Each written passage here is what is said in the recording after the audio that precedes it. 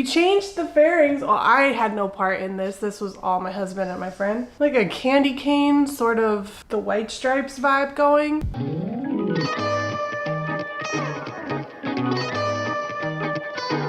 Hi everybody, what's going on? It's your spooky ghoul Brazilian Batgirl, and I had my best weekend at the track so far.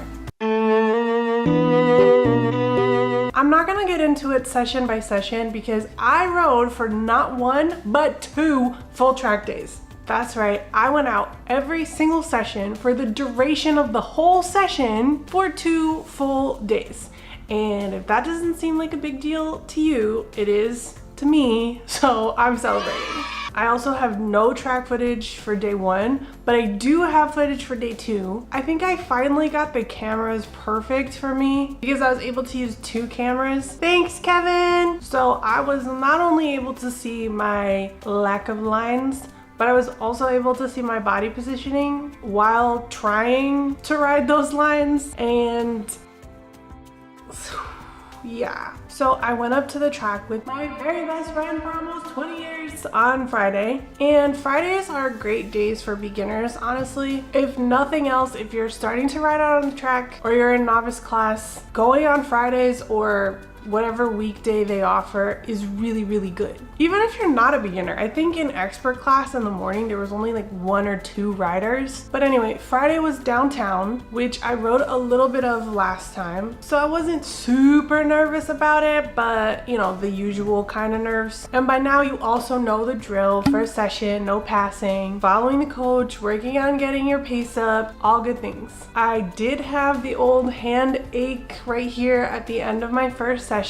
I know many riders have like a mantra of some sorts before they ride, and I really think I need to get into the habit of practicing that so that I can remember to not be so tense initially. Because after that first session, when I remembered to relax, I didn't really feel it again. I did feel lost again at the track. I had no idea what the lines were, and I had to relearn the entire track basically. Many coaches and many people did say how downtown is basically a whole separate track, and I stupidly thought, well, it's kind of like the exact same thing, just in reverse, right? Wrong. The lines, the feeling, everything, it's totally different. Another coach came up to me to tell me that I should be working on body positioning. That's just like the feedback I'm constantly getting. But this coach, he explained it in a way that I kind of understood better what I should be doing. It was a different way that it was explained to me. I thought that I actually had to really get my butt like off the bike, like literally slide it off the bike, because that's what it looks like everybody else is doing, or at least that's what I think everybody's doing. But no, it's not slide your butt off the seat and like stretch your leg until your knee touches the ground. The way this coach explained it to me was a lot more intricate yet simpler, because he explained it this way. Get your foot on the edge of the peg, your heel turns into the bike, push down and lean out. When you stick your butt out, you can't really lean in that direction. So working from like your foot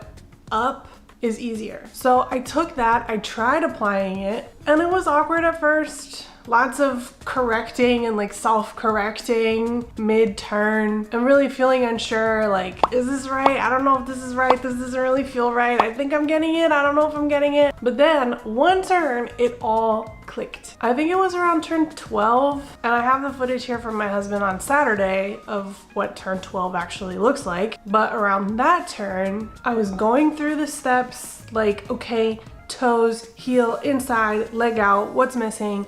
Oh wait, let me put weight down on my foot. And I wish I had audio recording for this part, like inside my helmet, because I was screaming the entire turn. Like I actually drew in a breath mid-turn to continue screaming until I left the turn.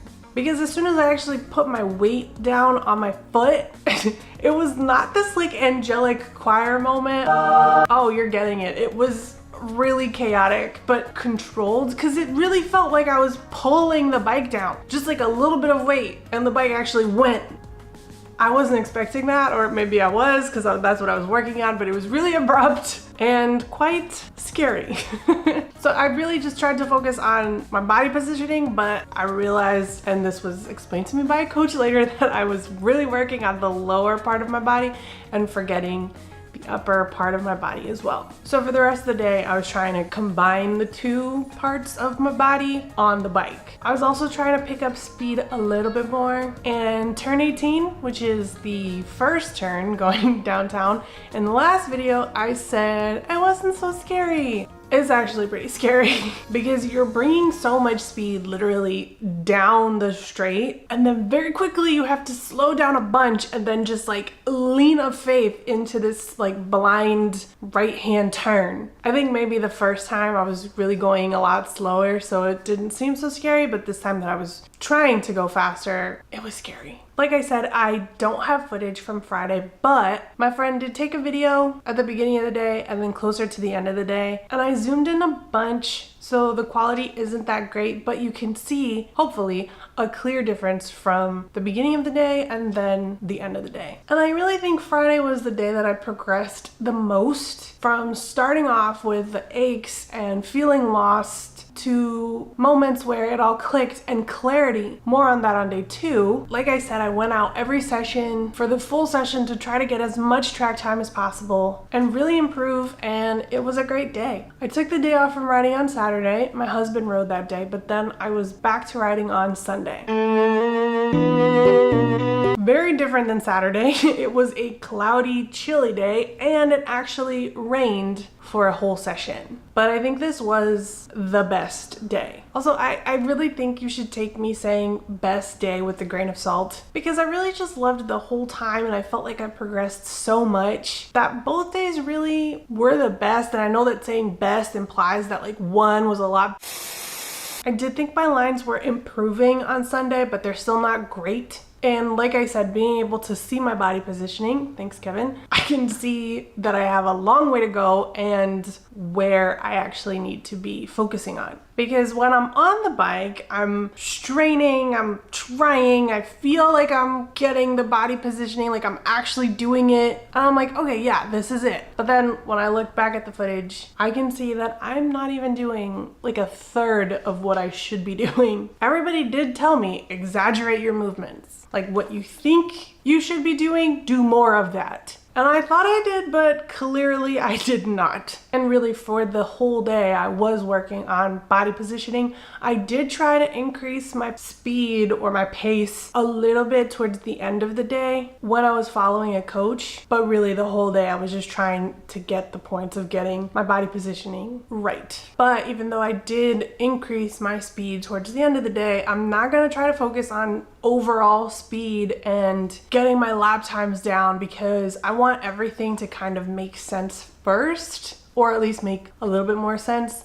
and then take that and apply it to increasing my speeds, if that makes sense. But I do think it's valuable for me to know what speed I'm actually going through the turns at, because if I know that if during my fastest lap, which was an incredible 2 minutes and 15 seconds, for reference, I think the lap record there is 1 minute and 26 seconds. And people tell me that fast through the track is 1 minute and 35. But if I know that during my fastest lap, I was going around like 35 miles per hour at turn 1, 44 miles per hour around 3, 57 at Wheelie Hill, 42 down 12, and then like mid 30s from 13 to 15, I know that I can go faster than that, because I have a tendency of just really going at speeds that I feel comfortable with and not really pushing myself to go any faster.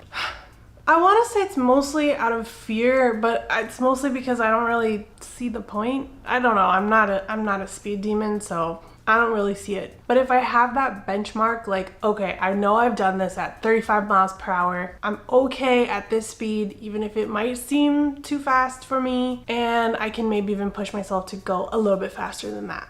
And also, since speed isn't my focal point, I'm really not speeding up on straights or any remotely straight area of the track. I just accelerate out of a turn and then slowly increase my speed until I get to the next turn, at which point I slow down before I get to the turn. And a coach had actually given my husband this feedback, but it's applicable in general, is that At the track, you should be accelerating or braking, less coasting. And I feel like I'm kind of just coasting most of the time. I should, though, going forward at a later date, work on building up my speed or accelerating more only to practice braking. Because I really feel like I'm only braking, like hitting the front brakes, not hitting, but like squeezing the front brakes for turns 1, 3, wheelie hill a little bit, and like 13. The rest, I either slow down before or I use my rear brake to slow down before I go into the turn, which I shouldn't be doing. I know I shouldn't be doing it. Okay, I know.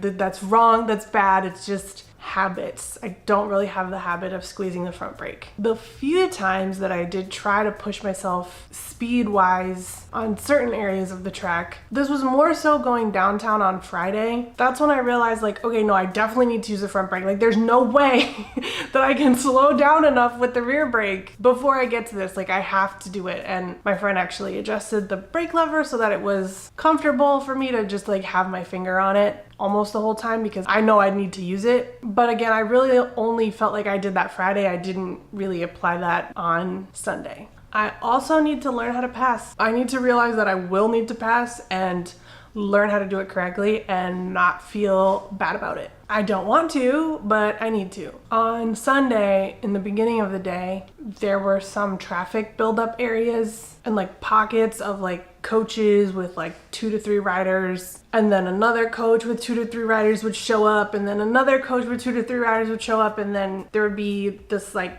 traffic buildup happening. And some riders would like take off like a rocket in like some specific like straight areas of the track, but then slow down so much when they're on turns. And they're not at fault. They're not doing anything wrong. I'm in novice class, so everybody there is working on different things and trying to learn different things. So they're definitely not at fault in any way. They're not doing anything wrong. They're working on what they want to work on, but it would mess me up. Like, I would have to slow down more so than I wanted to on the turn. And that's what I'm trying to work on, which is building up my speed and confidence on turns. But I wouldn't be able to do it if they slow down so much, and then on a straight where I don't really care about going super fast, they would disappear from view until I got up to them on a turn. Many times during the first couple of sessions, like before the rain session, I would be committed to body positioning and really trying and like looking at my reference points, but then I'd have to slow down so much and like get back on the bike either like mid-turn or earlier than I wanted to, all because I don't pass. Again, not that the riders in front of me are doing anything wrong. I don't pass. If I just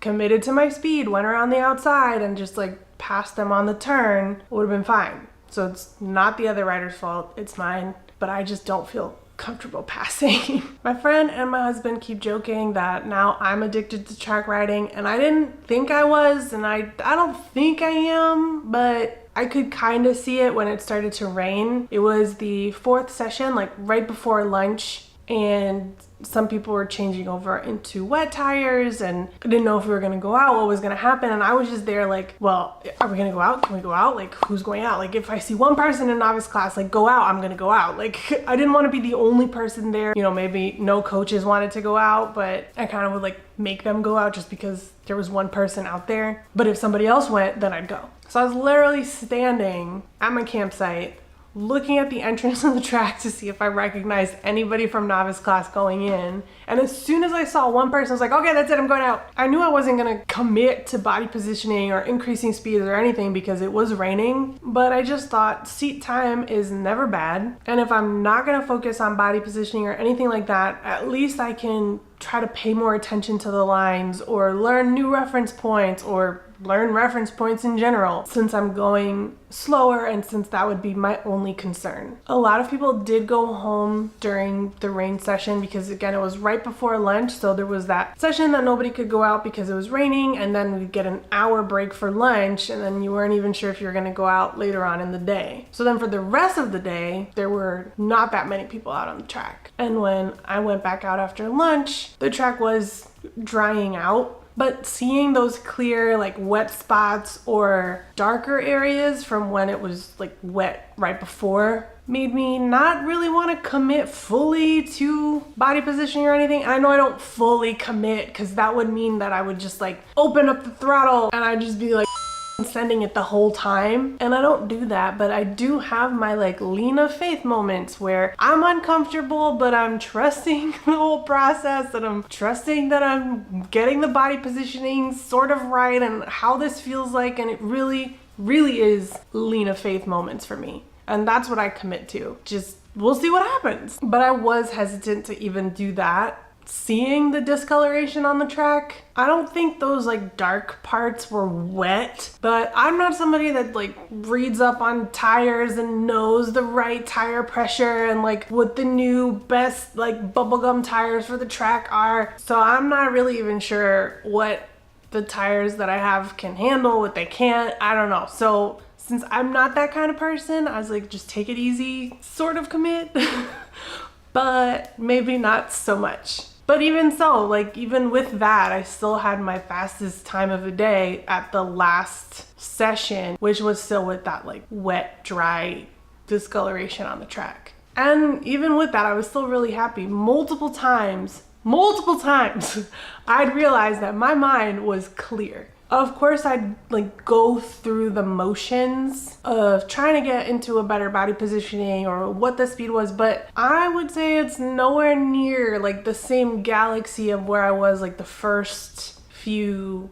track days. I genuinely had moments where I realized that my mind was actually quiet. Like I'd go over Wheelie Hill and then like through that section, which is like the faster section of the track other than the straight 8 and then 9, and then making the left on 10, like going up to 11, I'd realize like, ah man, I didn't hit that line. And then realizing that I didn't have a thought up until that moment. Like I'd be taken aback that I even thought something because that thought just like disturbed the zen in my mind.